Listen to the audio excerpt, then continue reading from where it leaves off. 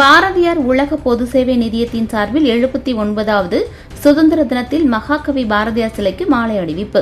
79வது சுதந்திர தினத்தை முன்னிட்டு மகாகவி பாரதியார் திருவுருவ சிலைக்கு மாலை அணிவித்து மரியாதை செய்யும் நிகழ்ச்சி நிலை சந்திப்பு பாரதியார் சிலை வளாகத்தில் நடைபெற்றது.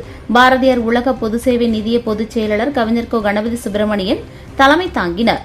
பொது நிதியாளர் கவிஞர் பாப்பாக்குடி ரா. செல்வமணி பாரதியார் சிலைக்கு மாலை அணிவித்து மரியாதை செலுத்தினார். துணை பொதுச் செயலாளர் கவிஞர் முத்துசாமி வரவேற்றார்.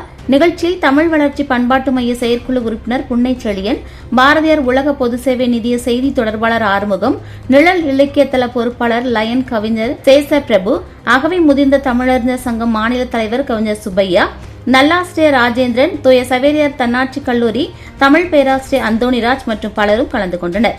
தேசிய ஒருமைப்பாட்டு உறுதிமொழி எடுக்கப்பட்டது. நிறைவாக முன்னாள் துணை ஆட்சியர் தியாகராஜன் நன்றி கூறினார். விழாவிற்கான ஏற்பாடுகளை பாரதியார் உலக பொது சேவை நிதிய தலைவரும் லிட்டில் பிளவர் கல்விக் குழும சேர்மனுமான மரிய சூசை ஏற்பாடு செய்திருந்தார்.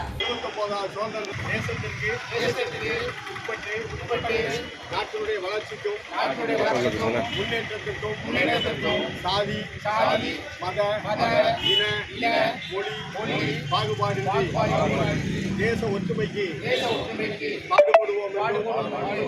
சுற்றுச்சூழல் மேம்பாட்டிற்கும் நாட்டினுடைய முன்னேற்றத்திற்கும் துணை நிற்போம் என்று உறுதியேற்கிறோம். பாரதியின் புகழ் ஓங்குக, பாரதத்தின் புகழ் ஓங்குக, பாரதியின் புகழ் ஓங்குக, பாரதத்தின் புகழ் ஓங்குக.